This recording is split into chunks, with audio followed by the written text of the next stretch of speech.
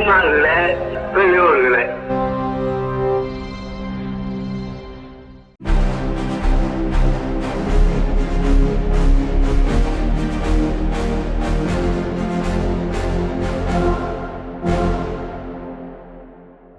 அனைவருக்கும் வணக்கம். உலகின் ஒரே பகுத்தறிவு நாளேடு விடுதலையில் வந்துள்ள இன்றைய செய்திகளை பார்க்கலாம். மாற்றம் ஏற்பட்டு விட்டது என்று கூத்தாடினாலும் கூட அந்த மாற்றம் நிலைத்து நீடிக்கும் வளர்ச்சியை வழிவகுக்க கூடியதா? இப்போது தேவை தமிழ்நாட்டு வளர்ச்சிக்கு தேவையான நிலையான நிம்மதியான ஆட்சியை என திராவிடர் கழகத்தின் தலைவர் ஆசிரியர் அவர்கள் அறிக்கை விடுத்துள்ளார். தேர்தல் ஆணையம் ஒரு நேர்மையற்ற அமைப்பாக உள்ளது. மோசடிகள் மூலமே பாஜக தேர்தலில் வெற்றி பெற்று வருகிறது. பீகார் முன்னாள் முதலமைச்சர் தேஜஸ்வி குற்றம் சாட்டியுள்ளார். பெண்களுக்கு எதிரான குற்றங்களில் தலைநகர் டெல்லி முதலிடமும் மும்பை 2வது இடமும் இடம்பெற்றுள்ளது. உமர் அப்துல்லா எழுப்பியுள்ள கேள்வி என்ற தலைப்பில் இன்றைய விடுதலையின் தலையங்கம் இடம்பெற்றுள்ளது. மேற்கு வங்க சட்டப்பேரவை தேர்தலில் பாரதிய ஜனதா கட்சி வெற்றி பெற்றுள்ள நிலையில் அந்த வெற்றிக்கு பின்னால் தேர்தல் ஆணையத்தின் ஒருதலை பட்சமான செயல்பாடுகளும் மதவெறி அரசியலும் இருப்பதாக ஜம்மு காஷ்மீர் முதலமைச்சர் உமர் அப்துல்லா கடுமையாக விமர்சித்துள்ளார். சிறுபான்மையினரின் வாக்குகள் திட்டமிட்டு பிளவுபடுத்தப்பட்டதும் பாஜகவின் வெற்றிக்கு முக்கிய காரணியாக அமைந்தது என அவர் குற்றம் சாட்டியுள்ளார். இந்தியா கூட்டணி என்பது நாடாளுமன்ற தேர்தலுக்கு மட்டும்தானா? மாநில தேர்தல்களிலும் அது தொடருமா என்பதை தெளிவுபடுத்த வேண்டியது அவசியம் எனவும் கேட்டுள்ளார்.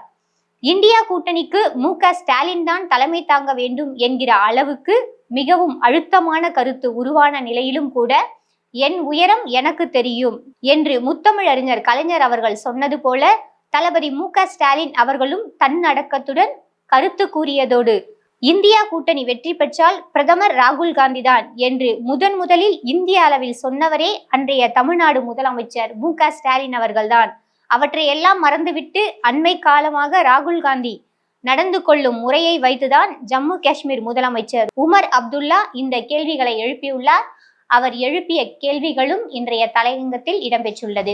மேற்கு வங்க தேர்தல் தோல்வி, மம்தாவுடன் அகிலேஷ் சந்திப்பு, பாஜக தேர்தல் ஆணையம் கூட்டு சதி செய்ததாக குற்றச்சாட்டு எழுந்துள்ளது. பெண்களுக்கு எதிரான கேலி கிண்டல் மற்றும் ஈவ்டீசிங் செயல்களை ஒடுக்க தெலுங்கானா மாநிலம் மல்காஜ்கிரி காவல் ஆணையர் சுமதி IPS மேற்கொண்ட நடவடிக்கை பொதுமக்களிடையே பெரும் வரவேற்பை பெற்றுள்ளது. இதுதான் வேலை வாய்ப்பின் லட்சணமா? 15,000 பேரை பணி நீக்கம் செய்ய போகும் காக்னிசன்ட் நிறுவனம். உலகின் முன்னணி IT நிறுவனங்களுள் ஒன்றான காக்னிசன்ட் மிக பெரிய அளவில் பணி நீக்க நடவடிக்கையை மேற்கொள்ள திட்டமிட்டப்பட்டுள்ளது.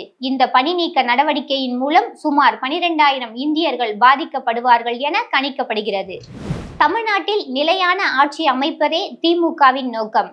அவசர முடிவுகளை உடனடியாக எடுக்க திமுக தலைவர் மு.க.ஸ்டாலினுக்கு அதிகாரம். திமுக சட்டமன்ற உறுப்பினர்கள் கூட்டத்தில் தீர்மானம் நிறைவேற்றப்பட்டுள்ளது. 2014ஆம் ஆண்டு மோடி பிரதமர் ஆனார். அதன் பிறகு நாட்டில் முஸ்லிம் மக்களின் பிரதிநிதித்துவம் பெருமளவு குறைந்துள்ளது. மோடி பிரதமர் ஆவதற்கு முன்பு 2013ஆம் ஆண்டு முஸ்லிம் சட்டமன்ற உறுப்பினர்களின் எண்ணிக்கை 339ஆக இருந்தது. ஆனால் தற்போது 282ஆக குறைந்துள்ளது. எல் நினோ அச்சுறுத்தலால் தெற்காசியாவில் சராசரிக்கும் குறைவாகவே பருவமழை பெய்யும் என காலநிலை கண்காணிப்பு குழு எச்சரித்துள்ளது. ஆட்சி அமைக்க தாவேக ஆளுநர் உடனடியாக அழைக்க வேண்டும் என டெக்கான் கிரானிக்கல் தலையங்கம் வெளியிட்டுள்ளது. மேற்கு வங்க தேர்தலில் முறைகேடு நடந்ததாக அகிலேஷ் குற்றச்சாட்டு. தேர்தல் தோல்விக்கு பிறகு மம்தாவை அவரது காலிகாட் இடத்தில் சந்தித்த அகிலேஷ் அவருக்கு ஆதரவு தெரிவித்துள்ளார். மகாராட்டிர அரசு ஊழியர்களுக்கான இந்தி தேர்வு விதி ரத்து செய்யப்படும் வரை போராட்டம் தொடரும் என மொழிசார் அமைப்புகள் அறிவித்துள்ளனர். தலைமை தேர்தல் ஆணையர் மற்றும் தேர்தல் ஆணையர்கள் நியமன சட்டம் குறித்து நாடாளுமன்றத்தில் முறையான விவாதம் நடைபெற்றதா என உச்சநீதிமன்றம் கேள்வி எழுப்பியுள்ளது. வந்தே மாதரம் முஸ்லிம் சட்ட வாரியம் நிராகரிப்பு. தேசிய கீதமான ஜனகணமனவிற்கு இணையான தகுதியை வந்தே மாதரம் பாடலுக்கு வழங்குவது, அப்பாடலின் 6 சரணங்களையும் கட்டாயமாக்குவது மற்றும் அரசு மற்றும் கல்வி நிறுவனங்களில் தேசிய கீதத்திற்கு முன்பாக அப்பாடலை பாடுவதை கட்டாயமாக்குவது ஆகிய ஒன்றிய அமைச்சரவையின் முடிவை அகில இந்திய முஸ்லிம் தனிநபர் சட்ட வாரியம் நிராகரித்துள்ளது. இந்திய உள்நாட்டு பங்கு சந்தையில் வெளிநாட்டு முதலீட்டாளர்களின் முதலீடு பெரும் சரிவை பெற்றுள்ளது. போதைப் பொருட்களை கட்டுப்படுத்த முந்தைய திமுக அரசு எடுத்த நடவடிக்கைகள் பாராட்டத்தக்கவை என உயர்நீதிமன்ற மதுரை கிளை பாராட்டியுள்ளது. சென்னையில் வணிக எரிவாயு உருளைகளின் விலை கடுமையாக உள்ளதால் தங்கும் விடுதிகளின் வாடகையை அவற்றின் உரிமையாளர்கள் 10% வரை உயர்த்தியுள்ளனர்.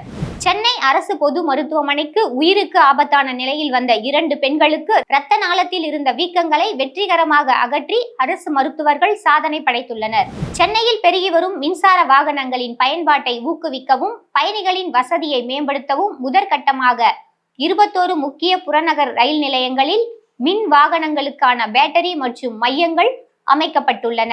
திருச்சி முசிறி தொகுதி தமிழக வெற்றி கழக சட்டமன்ற உறுப்பினர் விக்னேஷ் என்பவர் கட்டுமான பணிகளுக்காக பெற்றுக்கொண்ட 80 லட்சம் ரூபாயை மோசடி செய்துவிட்டதாக திருச்சி மாநகர காவல் ஆணையரிடம் பெண் ஒருவர் புகார் அளித்துள்ளார். தாவேகா சட்டமன்ற உறுப்பினர் ஒருவர் மீது இத்தகைய மோசடி புகார் திருச்சியில் பெரும் பரபரப்பை ஏற்படுத்தியுள்ளது.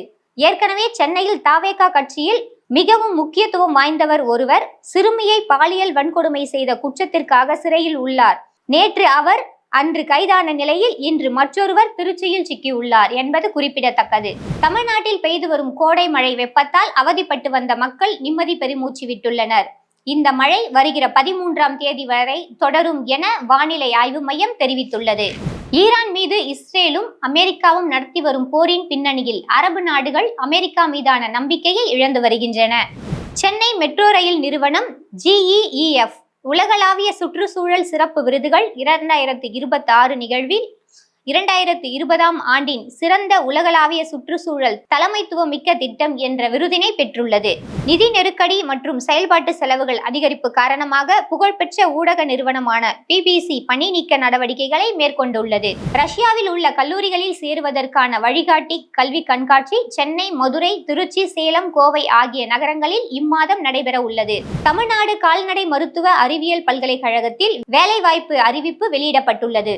12ஆம் வகுப்பு தேர்தல் முடிவுகள் வெளியீடு. தமிழ்நாட்டில் 95.2% பேர் தேர்ச்சி பெற்றுள்ளனர். வழக்கம் போல் மாணவிகளின் தேர்ச்சி விகிதம் அதிகம் என்பது குறிப்பிடத்தக்கது.